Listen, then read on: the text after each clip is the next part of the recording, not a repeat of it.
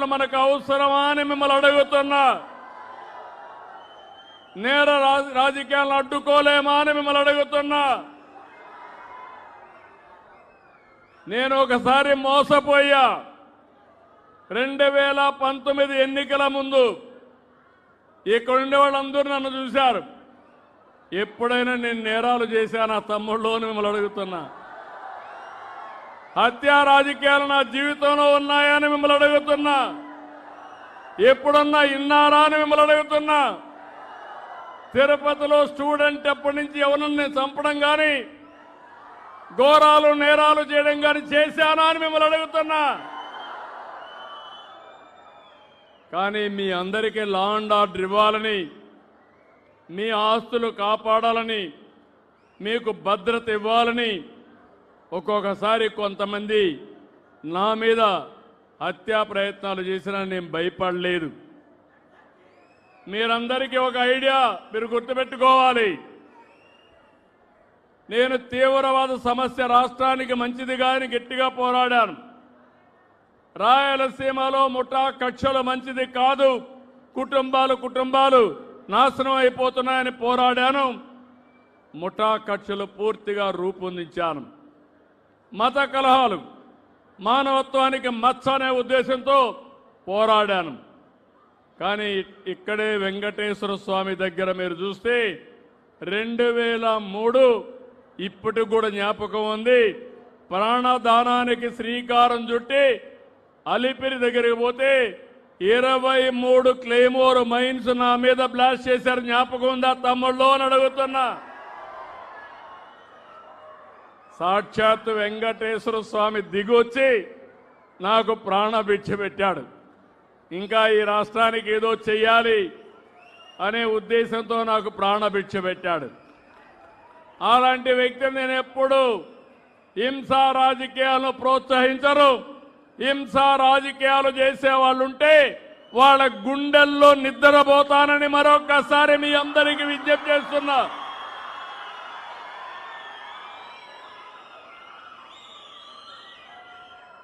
2019లో మళ్లీ గుర్తు చేస్తున్నా. ఆ రోజు జరిగిన సంఘటన, నేనే ముఖ్యమంత్రి, నిద్రలేశాను. సాక్షి ఒక టీవీ ఉంది, ఆ పేరు ఎట్లా పెట్టారో నాకు ఇప్పుడు కూడా అర్థం కాలేదు. చేసే పనులన్నీ ఏదో పనులు, పేరు మాత్రం సాక్షి.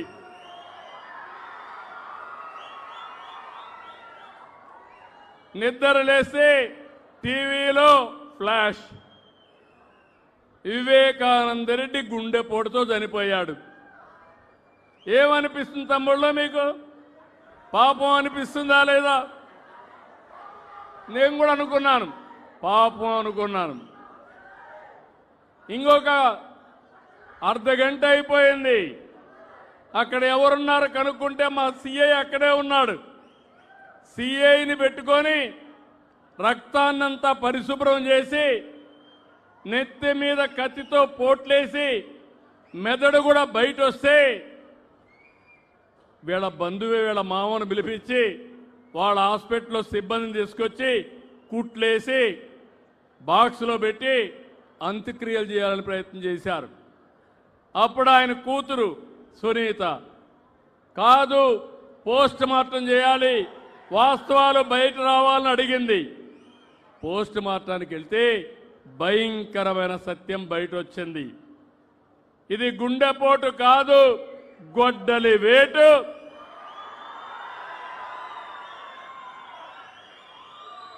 మెదడు కూడా బయటకు వచ్చిందని రిపోర్ట్లో చెప్పే పరిస్థితికి వచ్చారు. సాయంత్రం అయింది, డ్రామా మారింది, ప్లేటు ఫిరాయించారు. మా నాన్నను చంపేశారు. ఇప్పుడు ఒకే ఒక దిక్కు మా చిన్నాన్న, ఆయన కూడా చంపేశారని ప్లేటు ఫిరాయించాడు. తెల్లవారింది, పేపర్ వచ్చింది, నారాసుర రక్త చరిత్రని నా చేతిలో కత్తి పెట్టి ఒక ముఖ్యమంత్రి పైనే అపవాదు వేశారు. ఏం జమ్మల్లో జ్ఞాపకం ఉందా లేదా? కోర్టుకు పోయి ఎవరు మాట్లాడకూడదని ఒక ఆర్డర్ కూడా తీసుకొచ్చారు. దానివల్ల ఎలక్షన్లో సానుభూతి కూడా వచ్చింది. మీరు కూడా అనుకున్నారు పాపం అని. నేను మోసపోయా, మీరు పాపం అనుకున్నారు, కానీ కొంపలు గూలాయి. అవునా కాదా అని అడుగుతున్నా. మళ్ళీ మళ్ళీ మోసం చేస్తే నేను మోసపోవాలనా అని మిమ్మల్ని అడుగుతున్నా. మొన్న చిత్తూరు జిల్లాకు వచ్చారు. మామిడి రైతులు ఇబ్బందులున్నాయి. పక్కన కర్ణాటక ఉంది, తమిళనాడు ఉంది. వాళ్ళు ఏమాత్రం పట్టించుకోలేదు. నేను ఒకటే ఆలోచించాను, నా రైతు ఇబ్బందుల్లో ఉంటే ఎక్కడున్నా సరే నా రైతును ఆదుకోవాలని టన్నుకు 12,000 రూపాయలు చేసి ఫ్యాక్టరీని 8,000 రూపాయలు ఇమ్మని నేను 4,000 రూపాయలు ఒక టన్నుకి ఇచ్చి ఎంత బండి ఇస్తే అంత కొంటామని ముందుకెళ్ళాం. నేను కొంటా ఉంటే ఈయన పరామర్శకు వచ్చి వాళ్ళ నాయకుడు ఒక అతను 6 ట్రాక్టర్ల మామిడికాయలు తీసుకొచ్చి రోడ్డు మీద పోసి బలవంతంగా ఒక 4 ట్రాక్టర్లు తీసుకొచ్చి రోడ్డు మీద పోసి పులివెందుల రాజకీయం చేసి ఆ రైతులు లబో దిబో నా మామిడికాయలు నువ్వు తీసుకుపోతున్నావు ఏంటంటే లెక్క పెట్టుకోకుండా రోడ్డు మీద పోసేశారు. మీకు ఈ రౌడీజం కావాలనా? ఏం తమ్ముళ్ళు కావాలనా అని మిమ్మల్ని అడుగుతున్నా. ఒకప్పుడు ఈ తిరుపతిలో కూడా రౌడీలుంటే రౌడీల గుండెల్లో నిద్రపోయి ఈ తిరుపతిని కాపాడిన పార్టీ తెలుగుదేశం పార్టీ.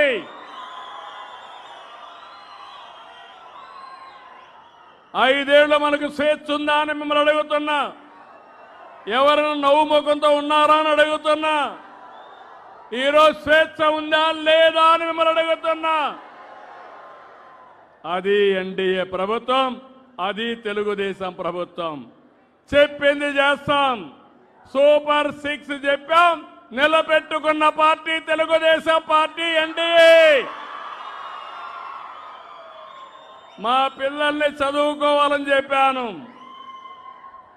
తల్లికి వందనం ఇస్తానని చెప్పాను.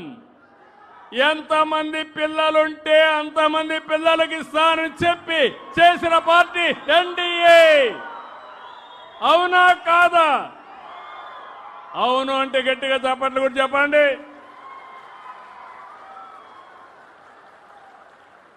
పింఛను పెంచుతానని నేను చెప్పాను. అంత మునుపు వాళ్ళు కూడా చెప్పారు. పింఛను ఎప్పుడు పెంచారు? నెల నెల 250 రూపాయలు. 5 ఏళ్లు పట్టింది. ఈరోజు నేను వచ్చిన తర్వాత ఒకేసారి ఏప్రిల్ నుంచి పెంచిన పింఛన్లు ఇచ్చానా లేదా? 4,000, 6,000, 10,000, 15,000 ఇస్తున్నా. మానవత్వం ఉండే పార్టీ ఎన్డీఏ. మాటలు చెప్పే పార్టీ. ఏం తమ్ముళ్ళు, పేదల మీద అభిమానం ఉండే పార్టీ, అభివృద్ధి చేసే పార్టీ, సంక్షేమాన్ని మీకు అందించే పార్టీ. నేను కష్టపడతా, నా ప్రజల్ని సుఖపెడతా. మా ఆడబిడ్డలు నేనే దీపం పెట్టా, వీళ్ళు వచ్చి దీపం ఆర్పేశారు. మళ్ళీ నేను వస్తానే 3 సిలిండర్లు ఉచితంగా మా ఆడబిడ్డలకు ఇస్తున్నా. అన్న క్యాంటీన్ 5 రూపాయలకి. ఎవరైనా పనికొస్తే ఇబ్బంది లేకుండా 5 రూపాయలకు అన్నా క్యాంటీన్లో భోంచేసి హ్యాపీగా ఇంటికి పోయే పరిస్థితి. అన్నా క్యాంటీన్లో మూసేశారా లేదా అని మిమ్మల్ని అడుగుతున్నా. నేను మళ్ళీ పెట్టానా లేదా అని మిమ్మల్ని అడుగుతున్నా. 207 అన్నా క్యాంటీన్లు పనిచేస్తున్నాయి. అన్ని నియోజకవర్గాల్లో పెడతాను. ఎన్టీ రామారావు గారు తిరుమలలో అన్నదానాన్ని